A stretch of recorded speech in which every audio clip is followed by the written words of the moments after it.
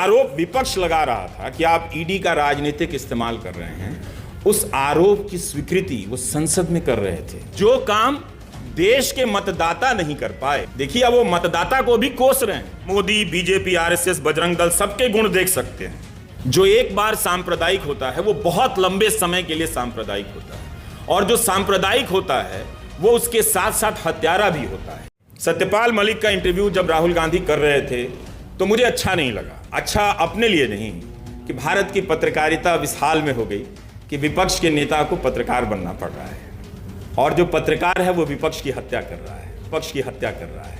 उस नेता ने अपने एक इंटरव्यू से लाखों करोड़ की इंडस्ट्री वाले मीडिया को हमेशा हमेशा के लिए शर्मिंदा कर दिया।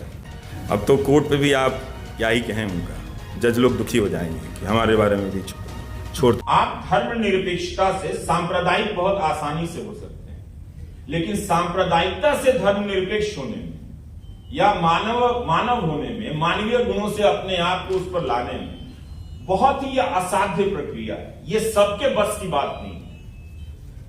जो एक बार सांप्रदायिक होता है वो बहुत लंबे समय के लिए सांप्रदायिक होता है, और जो सांप्रदायिक होता है वो उसके साथ साथ हत्यारा भी होता है। अगर हत्यारा नहीं होता है तो हत्या का समर्थक होता है।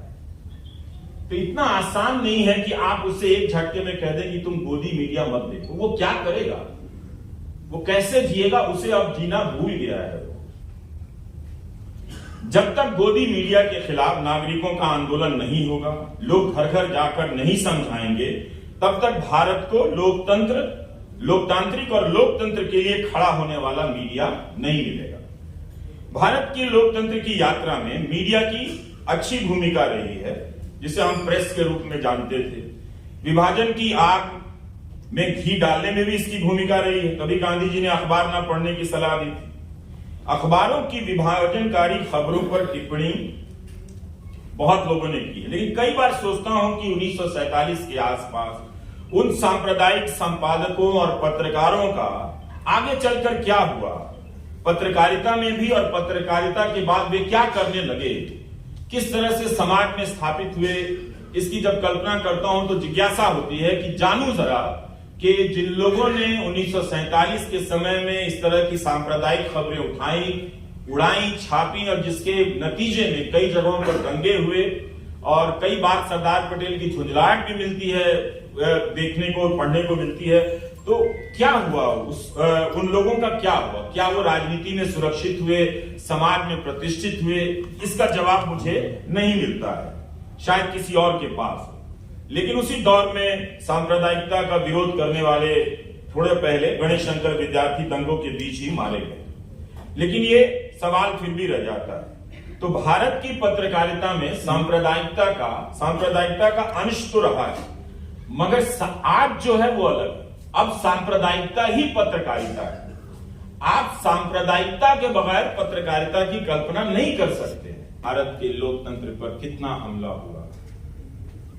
नागरिकों से जब लोग मुझसे पूछते मुझे क्या करना चाहिए, मैं बताता हूं उपाय। ऐसा उपाय बताऊंगा कि कपड़े भी गंदे नहीं होंगे। तुम इस गोदी मीडिया के अखबार और न्यूज चैनल को 250 रुपया देना बंद कर दो। इतना काम नहीं होता। जिन अखबारों में सांप्रदायिक खबरें छपती हैं, जिनके खिलाफ छपती है, वो भी लेके पढ़ रहे होते हैं उससे, क्योंकि उनमें उनका भी फोटो छप जाता है कभी कभी। तो जब आप इस मीडिया से नहीं लड़ सकते, तो जब आप कोई भी लड़ाई आज के दौर में इस गोदी मीडिया के बनाए हुए मूल्य जाल से लड़े बगैर, वो लोकतांत्रिक और संवैधानिक लड़ाई हो ही नहीं सकती। इसका मतलब है कि आप समय बर्बाद कर रहे हैं। खत्म कर रहा हूं। प्रधानमंत्री नरेंद्र मोदी, राहुल गांधी और मुझ में एक चीज कॉमन है, हम तीनों यूट्यूबर हैं। लेकिन कुछ अंतर भी है। राहुल गांधी शायद नहीं कहते हैं कि मेरे चैनल को सब्सक्राइब करो, अगर कहा भी होगा तो मेरे ध्यान देने, लेकिन प्रधानमंत्री ने कहा कि मेरे चैनल को सब्सक्राइब कीजिए। तो उस मामले में मैं उनसे सीनियर हूं, क्योंकि उनके पहले से मैं कहता आ रहा हूं कि मेरे चैनल को सब्सक्राइब कीजिए। तो और ट्विटर पर भी मैं उनसे सीनियर हूं, प्रधानमंत्री से उनसे पहले आया हूं ट्विटर पे। तो खैर, अब उनके समर्थक मेरा मजाक उड़ाते थे कि ये ट्विटर पे मांग रहा है और सब्सक्राइबर ढूंढ रहा है इसको नौकरी से। देखिए पत्रकार खुश है पत्रकार की नौकरी जाने से, तो हम यहां तक आ गए हैं। लेकिन वो जब उन्होंने सब्सक्राइबर मांगना शुरू कर दिया तो मैंने कहा चलो एक मामले में तो मेरी जीत हुई, कम से कम मुझे फॉलो कर रहे हैं और ठीक से अच्छे के लिए फॉलो कर रहे हैं। तो यह है कि आपको समझना चाहिए कि प्रधानमंत्री को क्यों यूट्यूब पर आना पड़ा, राहुल गांधी और मुझे क्यों यूट्यूब पर आना पड़ा। दोनों के कारण अलग। प्रधानमंत्री के पास अगर बाजार का मीडिया उसे छोड़ ही दीजिए, बेहिसाब दूरदर्शन के तमाम चैनल हैं, आकाशवाणी के तमाम चैनल हैं, इसके बाद भी उन्हें यूट्यूब पर जाकर कहना पड़ा कि आप हमें सब्सक्राइब कीजिए। इसलिए नहीं कि टेलीविजन के बताया जाता है कि दर्शक कम हो गए हैं, ये कुछ कारण रहे होंगे, या फिर इन एंकरों की साख खत्म हो गई है तो अब ज्यादा उससे वसूली नहीं हो रही है। पर मुझे लगता है कि ये बहुत ज्यादा मजबूत कारण नहीं है। हमें ये कभी भी भ्रम में नहीं रहना चाहिए कि YouTube का जो स्पेस है वो कोई गैर सांप्रदायिक स्पेस है। वहां पर ज्यादा सांप्रदायिकता, मुख्य धारा के गोदी मीडिया से कहीं ज्यादा सांप्रदायिक पत्रकारिता या फिर सामग्रियां, ऐसे कार्यक्रम मजबूती से जमे हुए हैं। तो प्रधानमंत्री उनके तक पहुंचने के लिए कह रहे हैं कि मुझे भी सब्सक्राइब कर लो और अपने अपने कार्यक्रम में मेरा भी थोड़ा थोड़ा डालना शुरू करो। मलिक का इंटरव्यू जब राहुल गांधी कर रहे थे तो मुझे अच्छा नहीं लगा। अच्छा अपने लिए नहीं कि भारत की पत्रकारिता इस हाल में हो गई कि विपक्ष के नेता को पत्रकार बनना पड़ रहा है और जो पत्रकार है वो विपक्ष की हत्या कर रहा है। तो इसलिए मुझे अच्छा नहीं लगा।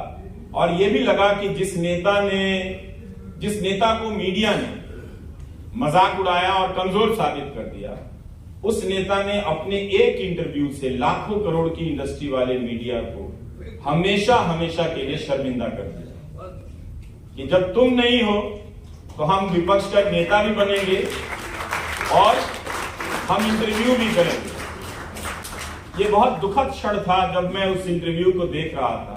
देखते समय हर क्षण मुझे बहुत दुख हो रहा था कि इतना बड़ा देश, इस मीडिया का इकबाल इतना गिर गया।